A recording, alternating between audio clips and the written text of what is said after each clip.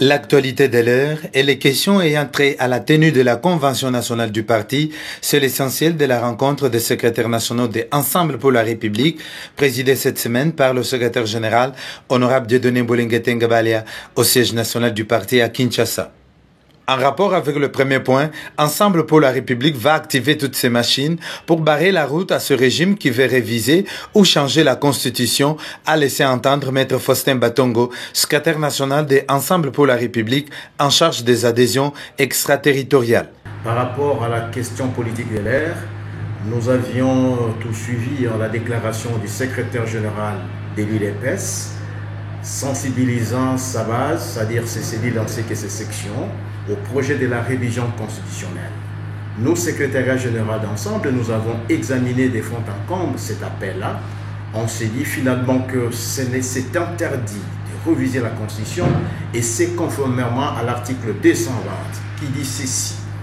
La forme républicaine de l'État, le principe de suffrage universel, la forme représentative du gouvernement, le nombre et la durée des mandats du président de la République, l'indépendance du pouvoir judiciaire, le pluralisme politique et syndical ne peut faire l'objet d'aucune révision constitutionnelle. Nous disons, ne peut faire l'objet d'aucune révision constitutionnelle.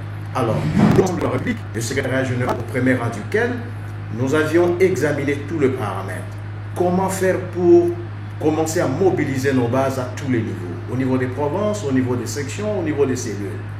Mettre en place des stratégies communes pour une mobilisation, stratégie plutôt commune pour une mobilisation commune de notre parti Ensemble pour la République. Nous devons chercher nous aussi à ne pas subir, mais plutôt à anticiper les événements pour que la velléité prônée par les vestes ne se réalise pas.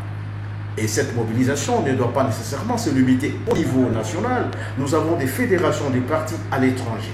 Comment faire pour que nous puissions autant impliquer nos fédérations au niveau de l'étranger et ainsi qu'au niveau national pour que cette histoire-là de la révision ne se réalise pas. Autant de questions qui ont été soulevées et qui ont dit à ce que ça fasse l'objet d'une réflexion.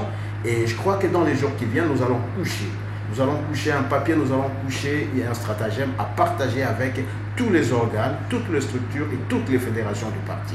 Au deuxième point, les nationaux ont beaucoup plus approfondi la question en rapport avec la tenue de la Convention nationale. 463 participants au total.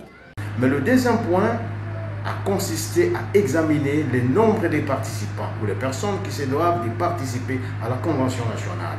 Au total, il y aura au moins 463 participants à la Convention nationale. C'est-à-dire 225 participants viendront de fédérations.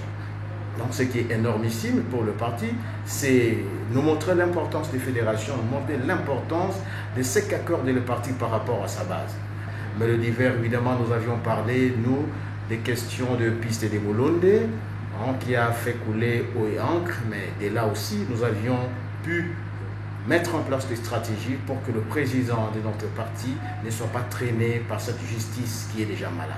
C'est dans une parfaite ambiance de collaboration que les secrétaires nationaux se sont séparés du numéro 2 du parti et gestionnaire au quotidien des Ensemble pour la République, honorable Dieudonné Bolenge Balea.